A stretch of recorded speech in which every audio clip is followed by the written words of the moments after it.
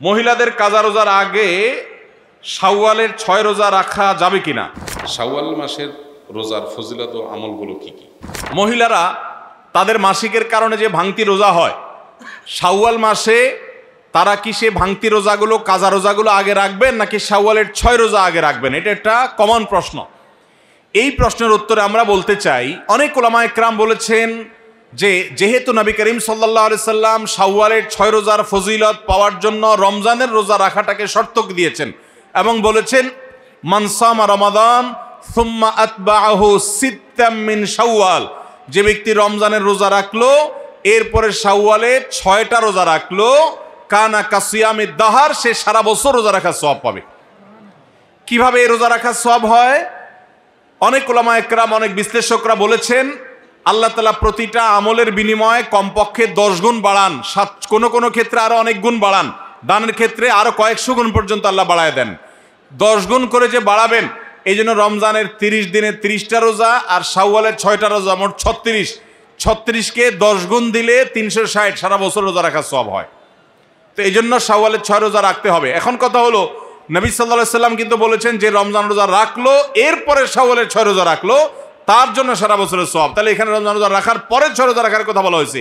এই জন্য অনেক উলামায়ে কেরাম বলেছেন মহিলারা তাদের ভাঙতি রোজাগুলো আগে রাখবে, তাহলে রমজান রোজা রাখা হয়ে গেল, এরপরে শাওয়ালের 6 রোজা রাখবে। এটা একটা মত।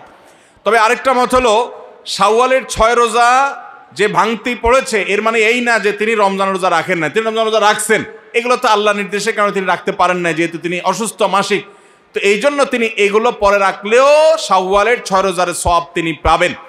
কারণ শাওয়ালের 6 রোজা তো শাওয়াল মাসে না রাখলে আর হবে না, পরে রাখলে আর হবে না, কিন্তু এই কাজাগুলো তো পরে রাখলেও আদায় হবে। তো উত্তম হলো কাজা আগে করে যদি শাওয়ালের 6 রোজা রাখতে পারেন সবচেয়ে উত্তম, না পারলে অন্তত শাওয়ালের আগে রেখে কাজাগুলা পরে রাখলেও আশা করতে পারেন আল্লাহ তাআলা শাওয়ালের 6 রোজার ফজিলত দিবেন। শাওয়াল মাসের রোজার ফজিলত ও আমলগুলো কি কি? রমজানের পরের মাসটাই শাওয়াল মাস। ঈদের চাঁদ দেখা গেলে সেই চাঁদটা মূলত শাওয়াল মাসের চাঁদ। এই শাওয়াল মাসের করণীয় কি, আমল কি? উত্তর হলো যে শাওয়াল মাস এর 2টা ফজিলত আছে। এক হলো এটা হজের মাস। আল্লাহ তাআলা বলেছেন আল হাজ্জু আশহুরু মালুমাত, কয়েক মাস এটা হজের মাস হিসাবে বিবেচ্য। এর ভিতরে শুরু হয় শাওয়াল দিয়ে, শেষ হয় জিলহজ দিয়ে। এখন প্রশ্ন উঠতে পারে, হজের কার্যক্রম তো হয় জিলহজের 8 থেকে 13 তারিখ, তাহলে শাওয়াল মাস কিভাবে হজের মাস হয়? এর উত্তর হলো কেউ যদি হজ স্টার্ট করতে চায় শাওয়াল মাসে সেই স্টার্ট করতে পারবে। অর্থাৎ হজের উদ্দেশ্যে এহরাম পরে মক্কায় ঢুকে গেল, শাওয়ালে স্টার্ট হয়ে গেল, ওমরা করে বাকি হজের অপেক্ষা করতেছে। এটা পার্ট অফ হজ। যখন কেউ তামাত্তু হজ বা কেরান হজের নিয়ত করবে সে শাওয়াল থেকে শুরু করতে পারে। তো সে অর্থে এটাকে হজের মাস বলা হয়েছে। দ্বিতীয়ত শাওয়াল মাসে 6টা রোজার ফজিলত আছে। আমরা জানি নবী সাল্লাল্লাহু আলাইহি ওয়াসাল্লাম বলেছেন মান সামা রমাদান সুম্মা আতবাআহু সিত্তাম মিন শাওয়াল কানা কাসিয়ামিদ দাহার, কেউ রমজান রোজা রাখার পরে শাওয়ালের 6টা রোজা রাখলে সারা বছর রোজা রাখার সওয়াব পাওয়া যাবে। অনেকে এটাকে ব্যাখ্যা করেন এইভাবে যে আল্লাহ তাআলা যে কোনো আমলের 10 গুণ বাড়িয়ে দেন, কোনো ক্ষেত্রে 700 গুণ আরও বেশি পরিমাণ দেন অনেকে। তো রোজা রাখার ক্ষেত্রে আমরা রমজানের রোজা রাখছি 30টা, আর শাওয়ালে যদি 6টা রাখি তাহলে হবে 36টা। এই 36কে যদি আপনি 10 দিয়ে গুণ দেন কত হবে? 360। এই জন্য হাদিসে বলা হয়েছে রমজানের 30 রোজার পরে বা পুরো মাসের রোজার পরে যদি কেউ 6টা রোজা প্লাস করে তাহলে সারা বছরের পেয়ে যাবে, অর্থাৎ তখন 10 দিয়ে গুণ হয়ে যাবে। তাহলে আমার 30কে 360-এ পরিণত করার জন্য আমার 6টা রোজা রাখতে হবে। Why not? আমরা কেন এটা মিস করবো? তো এটা চেষ্টা করা দরকার। এই 6টা রোজা একসাথে রাখা কোনো জরুরি না, যার যেভাবে খুশি ভেঙে রাখতে পারে। কারণ ছুটির দিন শনিবার শুক্রবার, তিনি এই দিন রাখলেন, কেউ অন্যদিন রাখলেন, আজকে 2টা রাখলেন, আবার 1 সপ্তাহ পরে 2টা রাখলেন, যেভাবে খুশি রাখতে পারেন। পুরো মাসের মধ্যে রাখতে হবে, এটা হলো মূল কথা। শাওয়ালের 6 রোজা নাকি কাজা রোজা, কোনটা আগে রাখতে হবে? কারোর যদি রমজানের রোজা কাজা হয়ে থাকে তাহলে সেক্ষেত্রে তিনি রমজানের কাজা রোজাগুলো আগে রেখে তারপরে শাওয়ালের 6 রোজা রাখলে বেশি ভালো। কারণ যে হাদিসে শাওয়ালের 6 রোজার ফজিলত রয়েছে সেখানে রমজানের রোজাগুলোর ব্যাপারে বলা হয়েছে। নবী সাল্লাল্লাহু আলাইহি ওয়াসাল্লাম বলেছেন মান সামা রমাদান সুম্মা আতবাআহু সিত্তাম মিন শাওয়াল, যে ব্যক্তি রমজানের রোজা রাখলো এরপরে শাওয়ালের 6 রোজা রাখলো, তো এই হাদিসে বোঝা যাচ্ছে রমজান রোজা রেখে তারপর এটা রাখতে বলা হয়েছে। এখন রমজান রোজা যদি আপনার গ্যাপ থাকে কয়েকটা, মিস থাকে কয়েকটা, এগুলো রেখে তারপর আপনি শাওয়াল রোজা রাখলে এটা সবচেয়ে সেফ এবং সবচেয়ে ঝামেলামুক্ত। আর যদি বলেন যে না আমার এত বেশি ভাঙতি রোজা হয়েছে বা যে কয়টা রোজা হয়েছে সেগুলো রেখে আবার শাওয়ালের 6 রোজা রাখা আমার জন্য টাফ হবে, তাহলে আপনি আগের শাওয়ালের 6 রোজা রাখলেও ইনশাআল্লাহ আশা করা যায় আপনার শাওয়ালের 6 রোজার ফজিলত আপনি পাবেন। এটা অধিকতর বিশুদ্ধ যে আপনি ফজিলত পাবেন, কিন্তু নিরাপদ এবং উত্তম হয় আগে ফরজগুলো রেখে তারপর শাওয়ালের 6 রোজা রাখা। আমার এলাকাতে একটি বড় সমস্যা হচ্ছে, এলাকার বেশিরভাগ যুবক অনলাইন প্রতারণার সাথে জড়িত হয়ে টাকা রোজগারে ব্যস্ত। এখন তাদেরকে কিছু বললে তারা বলে বেকার থাকার চেয়ে এটাই হওয়া উচিত, এটাই করা উচিত। এখন কি করণীয়? দেখুন, একজন মানুষ যখন আল্লাহর প্রতি তার ঈমান না থাকে, আল্লাহর প্রতি বিশ্বাস যখন না থাকে, তখন সে আসলে এ ধরনের ভ্রান্ত কথাবার্তা বলে যে আল্লাহর প্রতি ঈমান নাই, যেহেতু সে মনে করে যে আমি কিছু নাই একটা কিছু করলাম। হারাম উপার্জন করার চাইতে না খেয়ে থাকা ভালো, হারাম উপার্জন করার চাইতে না খেয়ে থাকা ভালো। যে ব্যক্তি এটা বলতেছে যে আমার যেহেতু কোনো উপার্জন নাই, অতএব অনলাইনে জুয়া, বেটিং এগুলোতে আমি জড়িয়ে উপার্জন করলাম, কিছু না করার চাইতে কিছু করলাম। ওই যে একটা খুব বাজে উক্তি আছে ইংলিশে, মুখে উচ্চারণ করার উপযুক্ত না, যে যার কোনো জব নাই সে, একটা নোংরা কথা আছে যে অন্তত এই জব করুক তাও ভালো। এই যে কথা, খুবই জঘন্য কথা এবং খারাপ কথা, এবং এটা ইলজিক্যাল কথা। কারোর খাবার নাই তাহলে বিষ খাওয়া ভালো, কেমন হয় কথাটা? যেহেতু কোনো খাবার নাই তো না খেয়ে থাকার চাইতে বিষ খেয়ে থাকা ভালো। কথাটা কি যৌক্তিক হয়?